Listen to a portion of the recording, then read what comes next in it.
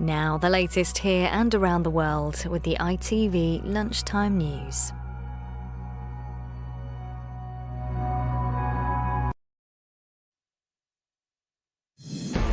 The Plymouth shootings. A very young girl was one of the 5 people shot dead. Jake Davison, who held a firearm licence, shot 2 women, 2 men and the girl on his 6-minute rampage. This was a truly shocking event and was witnessed by members of the public. This lunchtime, what we know about the terrible events that unfolded and what we know about the gunman himself. We'll be live in Plymouth and speak to its MP in a city in shock, also on the programme. The Taliban sweep through Afghanistan, taking more cities and are now only 30 miles from Kabul.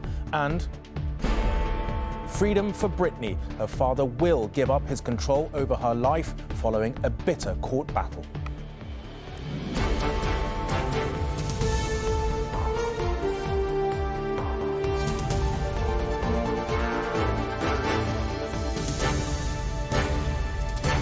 This is the ITV Lunchtime News with Rageh Omaar. Good afternoon. The police have today revealed the full horror of the shocking shooting spree in Plymouth yesterday. The gunman, Jake Davison, killed 5 people, including a very young girl, in a 6-minute shooting spree before turning the weapon on himself. He held a firearms licence and witnesses have described the weapon he used as a pump-action shotgun. Geraint Vincent has our report. Jake Davison liked to describe himself as beaten down and defeated by life.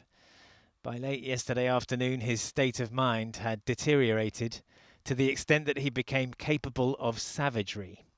Armed with a gun, he embarked on a murderous rampage, which began with what police described as a domestically related incident. Officers arrived at the scene within 6 minutes, including both unarmed and armed officers. It is our understanding, and I can confirm, that a man known as Jake Davison, aged 22, had murdered a woman at an address in Biddick Drive using a firearm. The killing had only just begun. An ordinary neighbourhood in Plymouth was about to become the scene of appalling violence. Mr. Davison then left that address, entered Biddick Drive, where he immediately shot and killed a very young girl. He also shot and killed the male relative of that girl. This was a truly shocking event and was witnessed by members of the public. Further along Biddick Drive, he aimed and shot at 2 local residents, a man and a woman, who've received significant, but we understand at present, not life-threatening injuries. No fewer than 4 air ambulances attended the scene last night. Those people unlucky enough to find themselves in Davison's path were shown no mercy. Mr. Davison entered adjacent parkland, where he immediately shot a man who died at the scene. And thereafter he moved to Henderson Place, where he shot a woman who, despite the best endeavours of first aiders at the scene, later died at Derriford Hospital. Eyewitnesses have told us that then Mr. Davison turned the gun upon himself, taking his own life. Just over 2 weeks ago, Davison posted a video online. You know, the reality is that, love is for the young. Love is for the young. That's the fact of the matter. He's apparently bemoaning failures in his love life. Another shocking fact to emerge this morning: Davison was the holder of a firearms licence. How he got that and the type of gun he'd managed to get hold of, now the subject of the police inquiry. I can confirm that a firearm has been retrieved from that scene and will be forensically examined. We are not yet describing that as a pump-action firearm, but clearly, as I've said, multiple shots have been fired from a firearm during that 6-minute or so period. Forensic investigators continued their work at the scene this morning. In Westminster, meanwhile, the shootings are a matter of urgent concern. When it comes to firearm licensing, that is absolutely what the police oversee. And clearly, I will be asking questions, definitely in terms of local policing and raising this with the Chief Constable. But I think right now, The tragedy happened last night, and there are a lot of issues, implications. Lives have been lost, people have been murdered. This is absolutely tragic and devastating. Flowers are being laid in Keyham. The words why and how echo around this neighbourhood, a place where so many lives have been taken, ruined and marked forever. Geraint Vincent, ITV News. Well, this is what we know so far about the mass murderer, Jake Davison. He was 22 years old, and his Facebook profile suggests he started working at the aerospace, defence and nuclear engineering company Babcock International earlier this year. The company declined to comment. His Facebook page is littered with American propaganda, including this photo of an eagle in front of an American flag and a picture of the Lexington Minuteman statue near Boston, Massachusetts, where the American Revolution was fought. He also liked a series of videos about guns.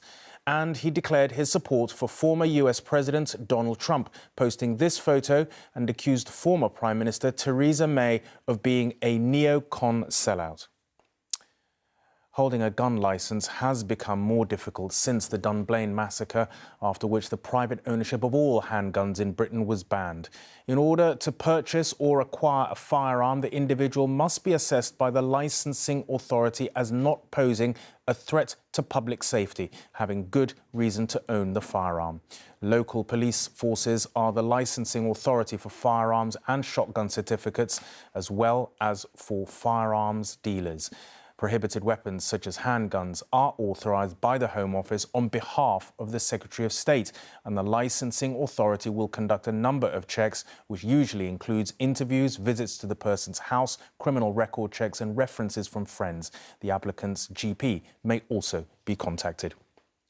Well, we can go live to our UK editor, Paul Brand, who's in Plymouth. Paul, the police have given fresh details about those who died, haven't they? Yeah, Rageh, just in the past few minutes, we've had fresh details about the 5 victims of last night's attack. They tell us that the first was a 51-year-old woman who died in the house behind me, where the yellow tent is. She is described as being known to Jake Davison. The implication here is that she was some kind of relative of Jake Davison. They're describing that as some kind of familial disturbance, which then spilled out onto the streets, and we're told that he then went on to kill a 3-year-old girl and also a 43-year-old man who was related to that 3-year-old girl, before also killing a 59-year-old man and a 66-year-old woman who later died in hospital, and there were 2 others injured in the attack. Thankfully, those 2 do not have serious injuries. And Paul, you've been speaking to the police about their contacts with the gunman, I believe. What have they been telling you?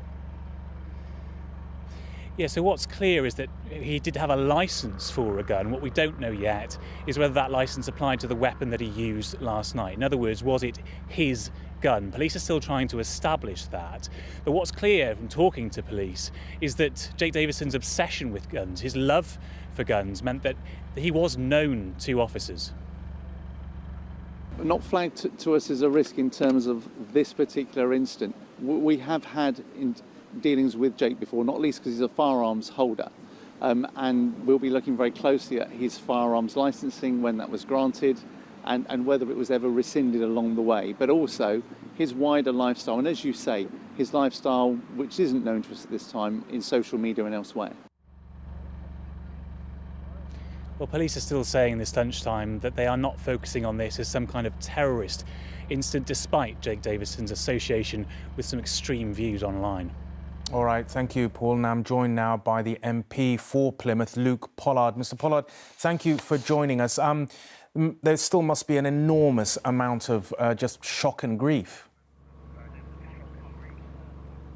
There is. I mean, when people woke up this morning, the sense of disbelief, the shock was very visible. And as the day's gone on, and we've learned more about the shootings yesterday, both about the shooter himself, but also the victims, that anger and pain is starting to come forward in the community, and there is a real sense of loss, especially when you think about any shooting is bad, but a shooting that involves a young child is just horrific, and that's why it's so important that I think the community here understands that help is available. Help is available for people to come forward. Police, mental health service, council, housing, all of those able to support people at this hideous time.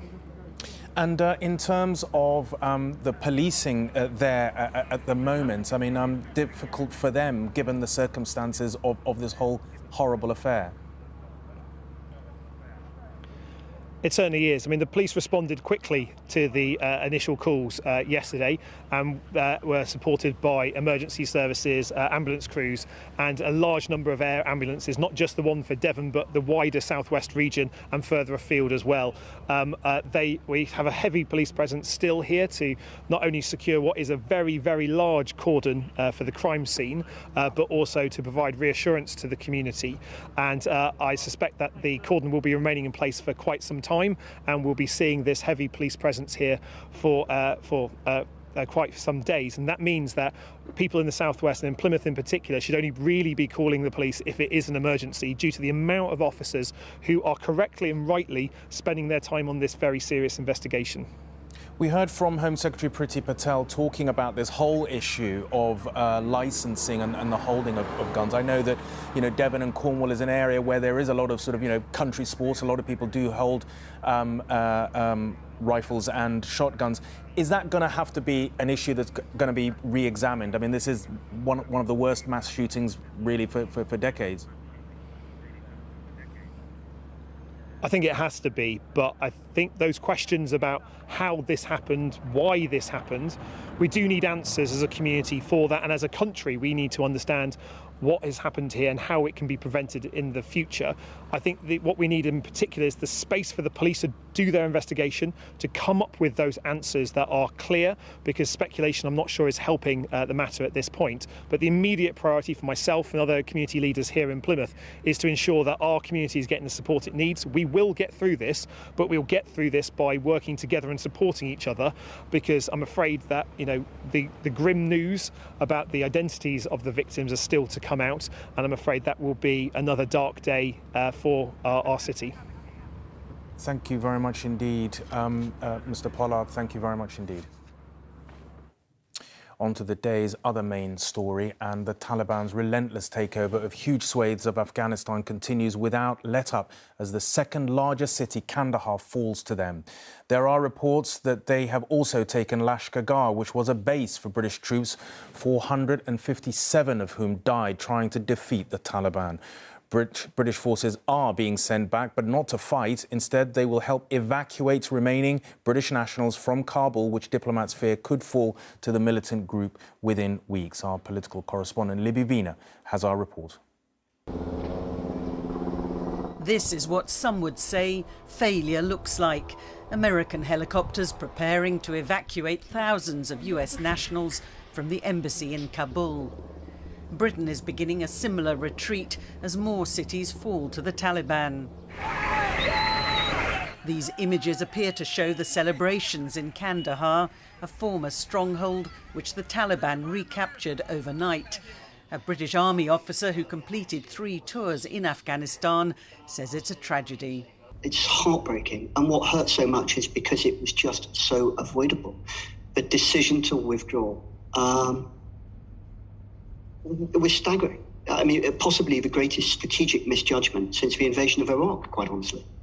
Over 20 years, more than 150,000 British military personnel have served in Afghanistan, more than 450 giving their lives to try to stabilise the country. Leaving now makes no sense, according to one former minister who knows the country well. It's shameful of the United States to have put a lot of intellectual thought and energy and care into Afghanistan over 20 years, and they've basically smashed the whole thing over in a matter of weeks. But it's also a terrible humiliation for Britain, because we are a country that boasts of having one of the largest defence budgets in the world. It should have been perfectly possible for Britain and other NATO allies to keep 2,500 soldiers there. The Defence Secretary says he did push for some combined force to remain to help the Afghan army, but without success. It's not what we probably would have liked, not what we wanted. I did try after the announcement to see if we could bring together the international community. and I'm afraid most of the international community weren't particularly interested.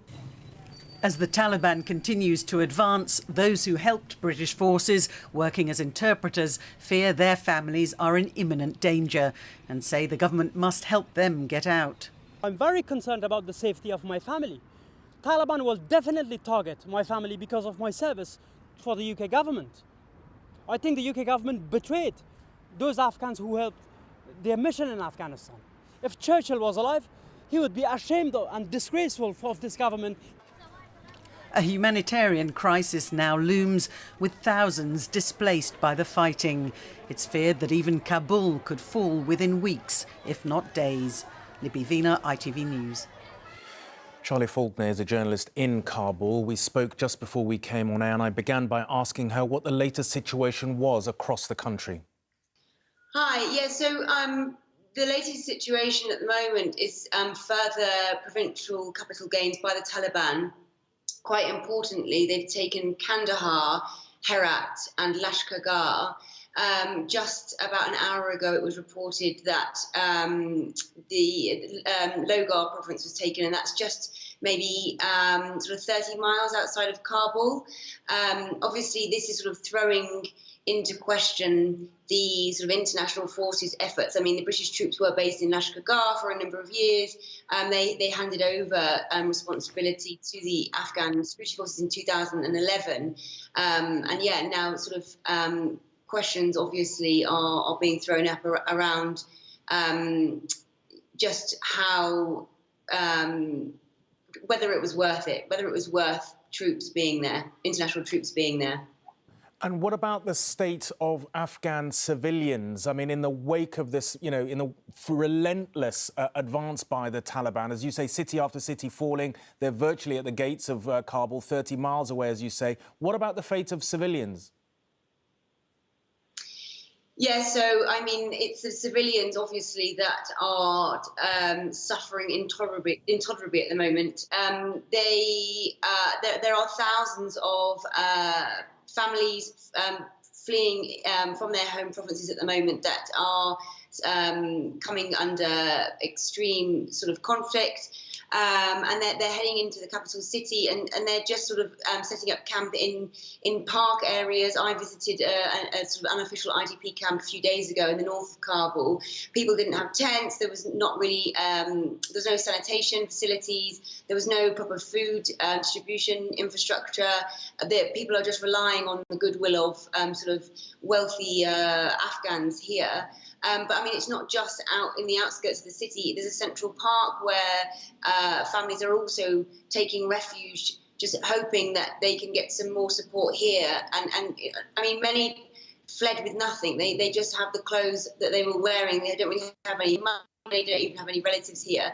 On top of that, you've also got the sort of more sort of higher educated people, journalists and intellectuals who are leaving the country at the moment because of things like the targeted assassinations over the last few months. And yeah, I mean, it's an increasingly desperate situation for Afghans here. And although we are seeing something like IOM reported something like 40,000 Afghans had crossed into Iran, I think, in last month per week. Although, you know, we are seeing pretty significant numbers, there are so many Afghans that do not have that option of being able to leave Afghanistan. Charlie Faulkner in Kabul, thank you very much indeed for joining us. Firefighters are still battling blazes in Italy as forecasters predict record temperatures will continue throughout the weekend. Over 100,000 hectares of land, including forests, have been burned by wildfires across the country so far this year. The heatwave saw a temperature of 48.8 degrees Celsius registered in Sicily, which, if confirmed, will be the hottest temperature ever recorded in Europe.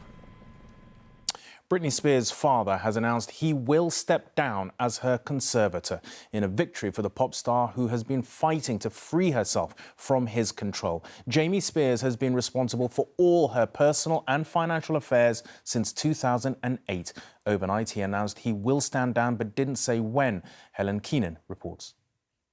She's been fighting with her father to take back control of her life. And Britney Spears has now moved a step closer to being free. I don't need permission, make my own decisions. Oh! It's Jamie Spears who has been in charge of Britney's decisions in a conservatorship that's lasted 13 years. Now he has agreed to relinquish control of her $60 million estate. In his words, when the time is right.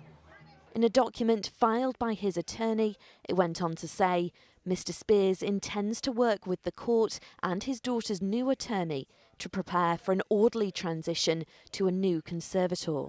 Jamie Spears was put in charge of Britney's financial and personal life when she suffered a mental health breakdown in 2008. But in recent months, Britney and her fans have campaigned for him to release control, claiming in court he has abused his authority, allegations he denies.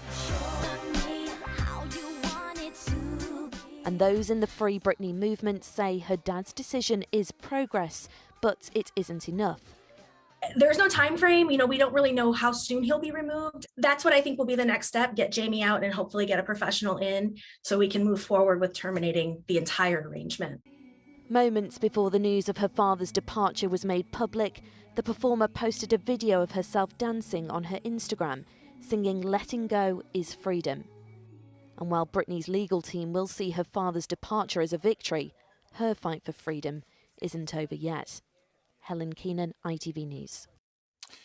And a reminder of our main story this lunchtime, the mass shooting in Plymouth. Jake Davison killed a 51-year-old woman who was known to him before shooting dead a 3-year-old girl and her 43-year-old male relative.